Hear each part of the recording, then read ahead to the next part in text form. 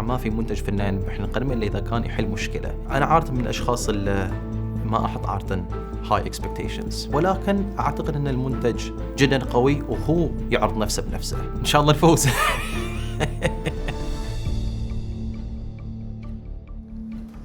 السلام عليكم. السلام ورحمة الله وبركاته.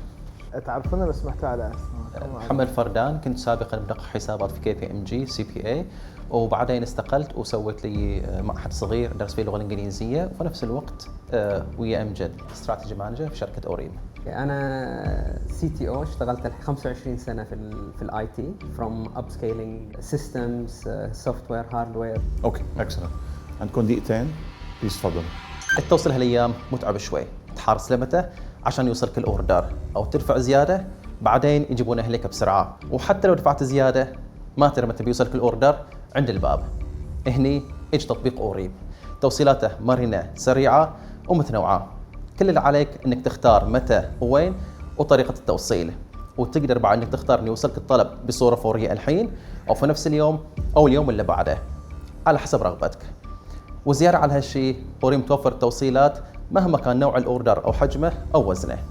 يعني عندهم موتورسيكل، سيارات، باصات، وحتى سطحات. فلا تحاتي إذا طلب كبير، أوريم بتجيب إليك.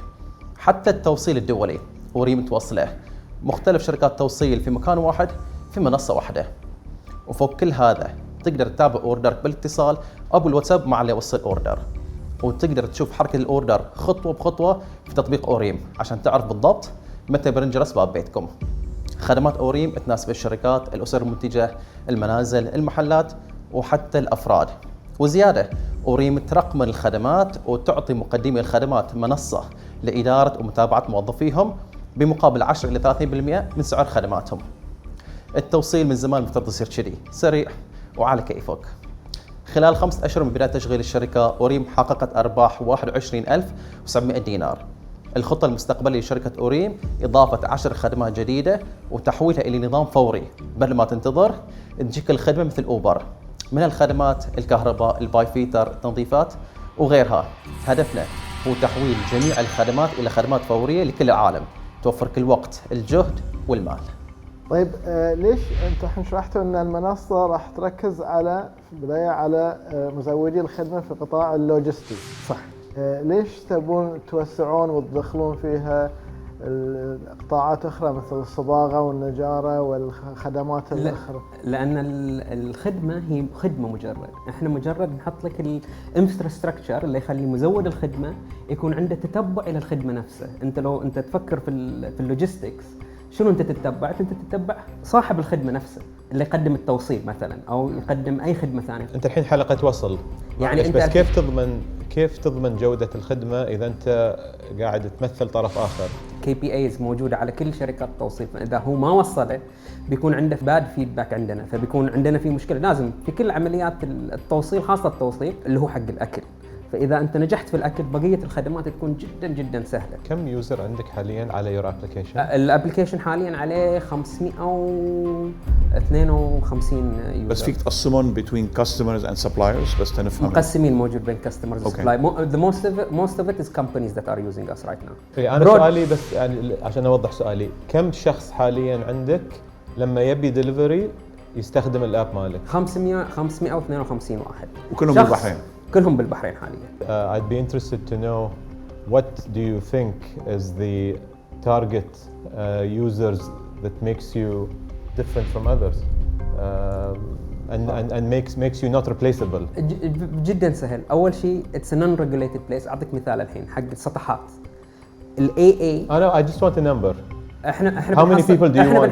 احنا بنحصل الحين حاليا، يعني بعد ما بنحصل. انت قلت لي عندك 500 مستخدم. عندي 500 انا في نظري، انا لو انا عندي شركه وتقول لي عندك 500 مستخدم، بالنسبه لي هذه بتكون ضعيفه لان احنا تونا بادين في كم لازم يكون عندك في نظرك؟ لا احنا خلال نهايه السنه الجروث انستنس مالنا احنا ما سوينا ماركتينج. احنا بس لان في خلال هالستة اشهر we just proved the concept. سوينا السيستم، made sure it is working, make sure all the tracking is running nicely. بعدها we will start the marketing. هاي كلهم word of mouth. من نحط احنا الادفرتايزنج هذا اليوزرز I guarantee you it will be more than 20-30. عندك انت two kinds of clients. عندك big companies عندهم ERP عندهم CRM اتسترا شو عم تعطيهم؟ البيج كومبانيز نعطيهم API they في can integrate عندك من API. موجود أوكي، API طيب. SaaS fully SaaS والسمول بزنسز عم والسمول تعطيهم بزنس موبايل نعطيهم ابلكيشن. الانترفيس موبايل ابلكيشن ونعطيهم ويب سايت that they can add هلا. the drivers and track them. بدك excess supply يكون عندك enough providers تقدر تعمل to meet the expectation of your client. قد ايه عندك depth؟ الحين نعم. كل شركات البحرين معظمهم عندنا مسجلين. How do you make money؟ جدا سهل. ناخذ احنا تقريبا 20% نخلي السيرفيس that it's the same price that is in the market وناخذ عليها 20% from the vendors. انت كفندر شنو تحصل؟ معظم الفندرات they don't have a system we give you this system. ممكن مستقبلا يروح الى ريفينيو موديل كسبسكريبشن على الساس يعني على الساس ان نعطيه سبسكريبشن. The big customers اذا كان بيسوي لنا انتجريشن we give them the APIs they send they have their own system that does it. احنا مجرد كونكشن وياهم بالاي بي اي على البلاتفورم. شلون الاداء المالي الحين وتوقعاتك؟ احنا اداء المالي جدا سهل. احنا خلال 6 اشهر سوينا تقريبا 21,000 دينار نت انكم. لا مو النت هذا الجروس النت 2200 اي بس هذا احنا لان تونا استابلش تونا حاطين اتس فيري جود. لو بتشوف البروجكشنز حق كل سيرفيس احنا سوينا تارجت حق 2% من الماركت كاباسيتي الموجود. احنا الهدف الاساسي احنا نحول جميع السيرفيسز الموجوده الى خدمه مثل اوبر وطلبات. شنو بعدين تخرجون من الشركه ولا شنو يعني خطتكم؟ احنا خطتنا نروح الخليج لان نفس الموديل هذا مو موجود في ولا مكان في الخليج ولا الوطن العربي. اذا احد ثاني سوى they can try. الموديل موجود بالسعوديه وموجود بالامارات. نحن we've invested in these models. So بس focusing on Bahrain is a good way penetration واطي بالبحر. بس في سؤال بس مهم.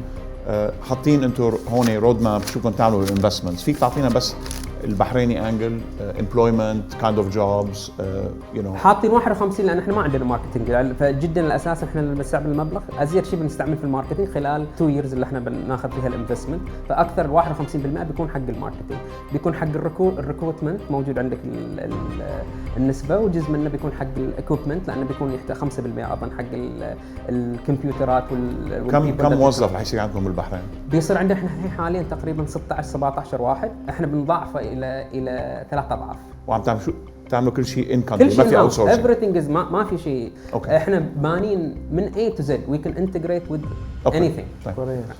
سلطان شو رايك؟ أنا to be honest I think giving up 20% of your revenue as a supplier keeps you open to whatever is out there in terms of other competitors. I think the advantage you have would be how many users are on your app. What's your decision? I would give it a chance, but I'd be more critical if I was going to invest on your competitive advantage. Okay. Sama, شو رايك؟ أنا say I will give it a chance to go for the boot camp. I have lots of concerns, but it's still early stage. overall, yeah. yes, because it's still early stage because of the nature. But I will encourage you to go for the inshallah. Okay. For the next step. So decision unanimous. في a lot of details. This is a very complicated business. Unfortunately, I know a lot about it and we failed in some of them. So you will need a lot of knowledge in this. بس مبروك. قبلتوا and you're going to move forward بمشروع. إن شاء الله. خلاص شكرا. الله يسلمك. يلا مع السلامة. To me, يعني being too comfortable that you have it يعني under control is worrying. صح.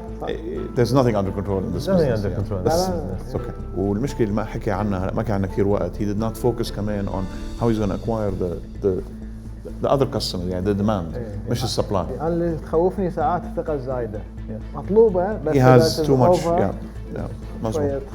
كانوا حابين الفكرة. الشيء الوحيد فقط اللي خلاهم شوي يستوقفون هو في النهاية عدد اليوزرز في الابلكيشن. الخطوة الجاية الحين نبي نحضر على الماركتينج. يعني نقدر احنا نقول اكثر انفراستراكشر ترى سويناه في النهايه كل شيء تقريبا جاهز وورد عندنا عقود ويا مثلا الشركات الثانيه اللي بندخلها في الابلكيشن. فاحنا بنركز حاليا اكثر شيء على الماركت عشان هو نكبر اليوزر بيس.